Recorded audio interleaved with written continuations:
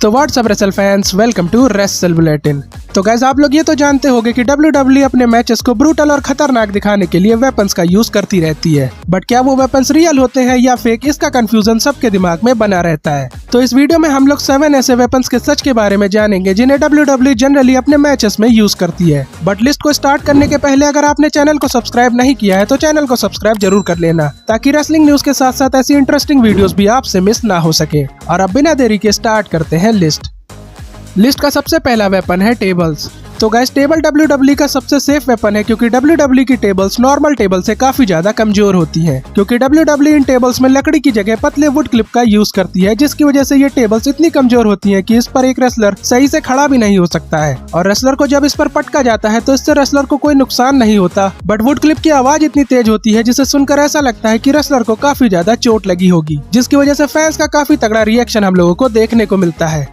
But tables वाले spot को सही से परफॉर्म करने के लिए जरूरी होता है कि रेसलर को टेबल के बीच में ही पटका जाए, नहीं तो टेबल्स के स्टील के जो 4 पैर होते हैं उससे रेसलर को चोट पहुंचने के काफी ज्यादा चांसेस रहते हैं।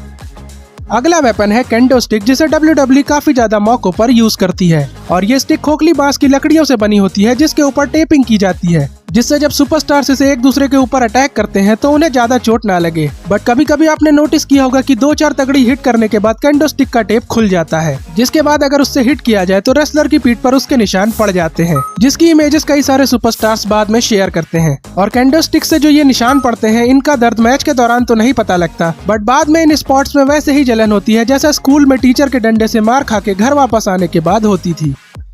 नेक्स्ट वेपन है ट्रैश कैन, जिसे सब लोग सोचते होंगे कि यह सच में रोड के किनारे रखे हुए डस्टबिन की तरह होता है, बट ऐसा नहीं है, क्योंकि WWE के अंदर जो ट्रैश कैन यूज होते हैं वो एक पतली टिन के लेयर के बने होते हैं, और उनमें इतना ही दम होता है जितना कोल्ड ड्रिंक और बियर के कैन में होता है। और आपको जान के हैरानी होगी कि जब रेसलर्स इसे यूज करते हैं तो ये उन्हें चोट नहीं पहुंचाता, बल्कि उन्हें प्रोटेक्ट करता है। एग्जाम्पल के लिए आप शेन मैकमैन का कोस्ट टू कोस्ट मूव देख सकते हो, जहाँ पर वो ट्रैश कैन का यूज करते हैं, जो उनके अपोनेंट के लिए प्रोटेक्शन का काम करता है, क्योंकि उससे वो शेन मैकमैन की बॉडी से डायरेक्ट कॉन्टेक्ट में आने से बचे रहते हैं। और कमेंटेटर तो इस पर ऐसे रिएक्ट करते हैं जैसे सामने वाले रेसलर की धज्जियां उड़ गई हो।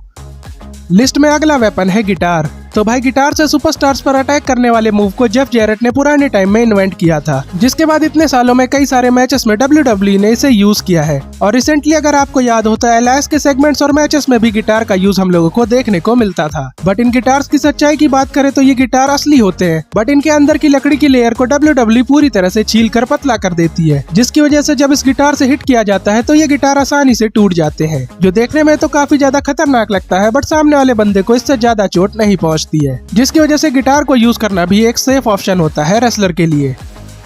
नेक्स्ट वेपन है लैडर, जिसे WWE अपने स्पेशल मैचेस जैसे कि मनी इन द बैंक या फिर TLC मैचेस में most of the time use करती है, जो कि देखने में बिल्कुल असली लैडर की तरह दिखते हैं, क्योंकि WWE इनके ऊपर मोटे स्टील जैसा पेंट करती है। बट इन लैडर्स की सच्चाई ये होती है कि ये लैडर्स पतली और खोखली स्टील के बने होते हैं, जिससे जब रेसलर को इन पर पटका जाता है तो ये आसानी से टूट जाते हैं। बट WWE फिर भी इन्हें इतना मजबूत तो बनाती है कि सुपरस्टार्स इन पर चढ़ सके, जिसकी वजह से जब कभी किसी रेसलर को लैडर पर पटका जाता है तो उसके इंजर्ड होने के काफी ज्यादा चांसेस होते हैं, जिसकी वजह से ये काफी ज्यादा खतरनाक वेपन है WWE का। और एक मैच में तो मुझे याद है एक स्पॉट जहां पर बड़ा वाला लैडर जब टूटता है तो वहां पर WWE का झूठ पकड़ा गया था, क्योंकि उस लैडर को WWE ने खोखली लकड़ी का बनाया था, जिससे वो आसानी से टूट जाए।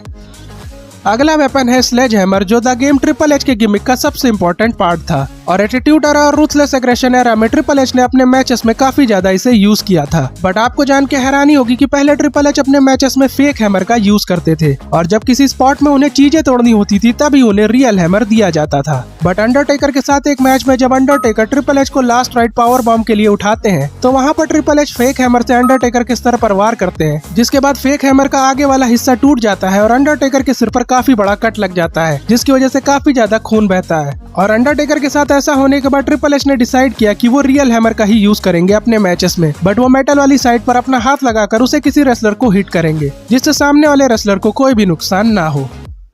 लिस्ट में टॉप पर आती हैं स्टील चेयर्स। तो गैस, स्टील चेयर WWE का सबसे ज्यादा यूज होने वाला वेपन है, जिसे WWE ने कई सारे मेमोरेबल मोमेंट्स पर अलग अलग तरीके से यूज किया है। और अभी भी WWE किसी सुपरस्टार के हील टर्न को खतरनाक दिखाने के लिए इसे यूज करती है। और शॉकिंग बात तो यह है कि ये स्टील चेयर्स असली होती है, बस इनमें और हम लोगों की स्टील चेयर में एक डिफरेंस होता है, और वो ये है कि WWE स्टील चेयर से सारे पेच निकलवा देती है ताकि स्टील चेयर पूरी तरह से बेंड होकर फ्लैट हो जाए, क्योंकि इससे इंजरी के चांसेस काफी ज्यादा कम हो जाते हैं। और पुराने टाइम पर अगर आपको याद हो तो WWE के रेसलर्स इन चेयर को सर पर सीधा मारते थे, जो कि काफी ज्यादा ब्रूटल लगता था देखने में। बट पास्ट में एक डॉक्टर ने ऐसी रिपोर्ट शेयर की थी कि सर पर लगातार चोट लगने की वजह से कई सारी ब्रेन प्रॉब्लम्स होती हैं, जिसकी वजह से कई सारे रेसलर कम एज में ही मर रहे हैं, जिसके बारे में विंस मैकमैन की डॉक्यू सीरीज में भी बताया गया है कि कैसे इस रिपोर्ट के बाद WWE ने हेडशॉट वाले स्पॉट को बैन कर दिया था और अभी WWE चेयर्स का यूज काफी ज्यादा सेफ्टी से करती है। तो भाई ये थे WWE की प्रोग्रामिंग में जनरली यूज होने वाले वेपन्स, जिनमें WWE कुछ तिगड़म लगाकर फैंस को चूतिया बनाने का काम करती है। और आप लोग कमेंट करके जरूर बताना कि इनमें से आपको कौन सा वेपन सबसे ज्यादा खतरनाक लगता है।